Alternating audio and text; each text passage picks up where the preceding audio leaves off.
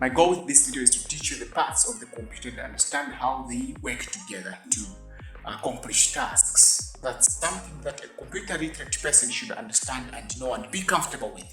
So let's go and dive into it. This is a monitor, this is a keyboard, this is a mouse.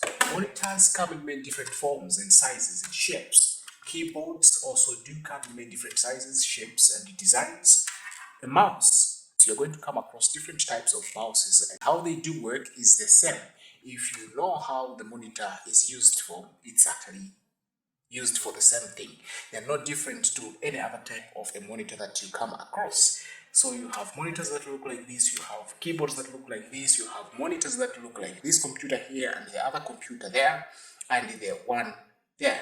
Keyboards as well. You have a keyboard like this, you have a keyboard like that, you also have a keyboard like this one. So be comfortable with how these keyboards look like. Don't be confused. All the keys that you have on this keyboard, you can find the same keys on this keyboard. What's different? The difference is the companies that created or produced these products. Everything else is the same. You have the functional keys, you have the character keys, navigational keys. You also have, all these keys here. All the keys that you saw there are also here. You have navigational keys there. You have the character keys and the functional keys here. So at the bottom here, I want to show you something. This device here. This is a system unity, and this is the brain. This is where all the things happen. This is where the decisions are made. This is where you have the motherboard. This is where you have the CPU. You also have the hard drives, the storage devices. And these, they also come in many different shapes and sizes. So don't be confused. Most of them, they will have a power button somewhere, which when you click on it, a computer is going to be turned on, and you have all sorts of different buttons in front here. But behind, that's where we have so many different ports that you should be aware of. Behind here, you have the USB ports. These are most common ports you should be comfortable to work with. Then you have the internet. You have all these different ports, mouse and the headsets ports. You have the fans, and all these different parts here. As a computer literate person, you should understand how you can work with all these different ports, so that when it comes to working with a computer or when it has any challenges, it's very easy for you to work with it. To know where to plug all cables, the graphics cables, and all these other ports. As a computer literate person, you should be comfortable to work with all these. Understand how these are. Your job is to study these, to know them, and to work your way around this system unity. This is how the computer looks like behind, and it should not confuse you, because everything here is just very simple to understand. Basically, when it comes to you being able to work with computers, what's very important is you knowing how to turn your computer on. Now, when it comes to turning it on, usually you're going to have buttons that you should be aware of. So here, this one. Usually you're going to have a power source like this one, and each and every computer will have a switch. Turn this switch on.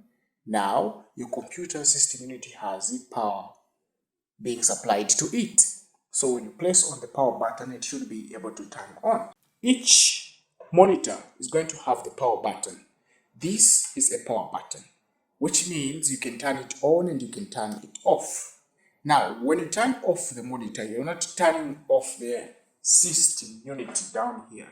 The system unity is separate and it has its own power button. Down here, you have the power button for the system unit. When you press on this button, your system unity is going to be turned on.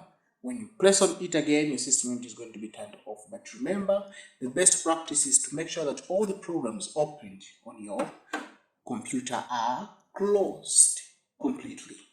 That way, your computer is going to perform better next time you try to turn it on. So you have all these different designs for buttons on the system unity. Here you have a system unity that looks like this. This is a HP computer. You have the ports in front here and the power button there.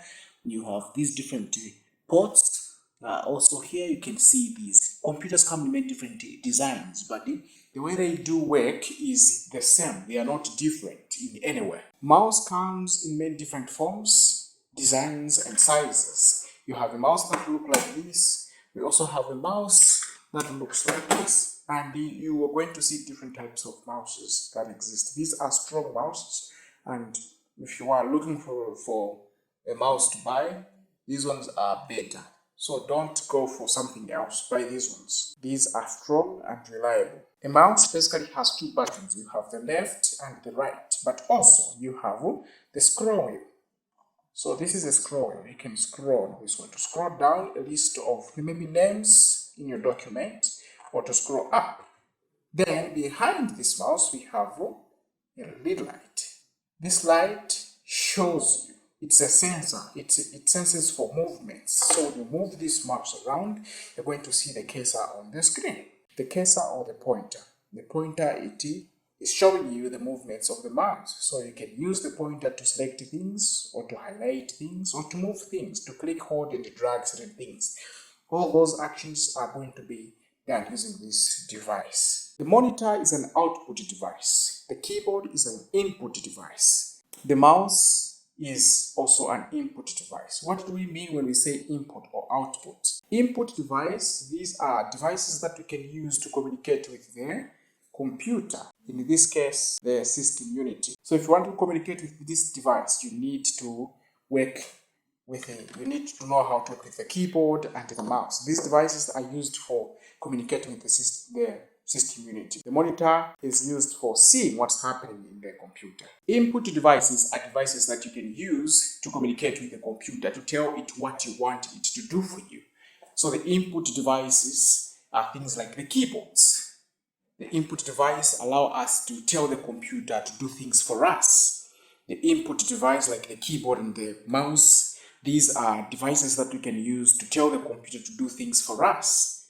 So, for example, if I want the computer to print something for me using a peripheral device called the printer, I can use these devices to communicate with my computer down there to tell it to execute certain commands.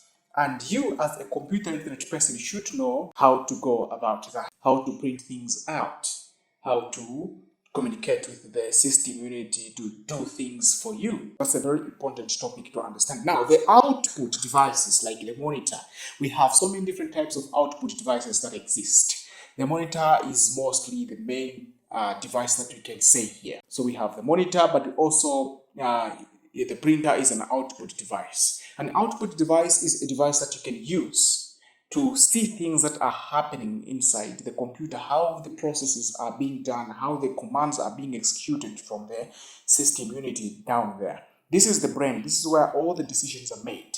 So when the decisions are made there, everything that you choose to see, you're able to see those things on the monitor here. The monitor is an output device that shows you the things that are happening inside the computer. So that's why we call it the output. Its job is to show, to display to us the things that we want to see, the things that are happening inside the computer.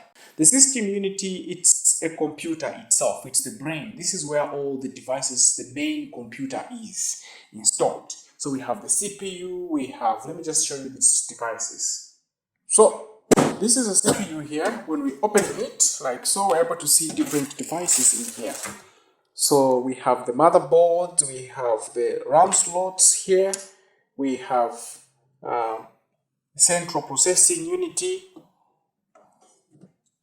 and we have the RAMs. This is the motherboard, the green hardware. This hardware here, this is the motherboard.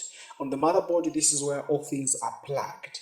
And this is where all these ports that we saw earlier are plugged. This is where all these are linked to. This is where all the things are connected. You have the RAMs, you have the central processing unity, you have the power source cables, and all these other devices, the hard drives and the ROM drives, everything is connected to the motherboard. So this is how the computer looks like inside. It's not necessary for you to know everything inside here, but you should know that this is not complicated. It's actually very simple. But if you can go an extra mile and learn how these here work together, that will be great. Now, your job is to know how to work with the computer, how to use it, do things for you. So what I'm doing here is just to show you the hardware, the things that we should be aware of when it comes to working with a computer, because these things are very important. As much as we want to work with a computer, we should also know how these devices work together. So that's very important knowledge to be aware of. It's a very important topic to be comfortable with. So just like I said, computers come in many different forms, shapes, and sizes. And as a computer literate person, you should be comfortable to work with any type or any kind of a computer that you come across, because all of these computers, they do the same thing. So it doesn't matter you're working on this computer, when the situation requires you to switch to go to another computer, it shouldn't be difficult for you to go to any of these computers, to work with any of these types of computers, because everything is the same. Computers are not different in how they do things. Now, at this point in time, I hope you understand the monitor, the keyboard, and the system unity, how they work together to accomplish certain tasks. As a computer literate person, it shouldn't be difficult for you. It should not be a challenge for you to work with computers. Computers are very simple. Computers are very powerful. Computers are what we need today to be efficient and to work fast. So, thank you for watching. Subscribe for more videos like this.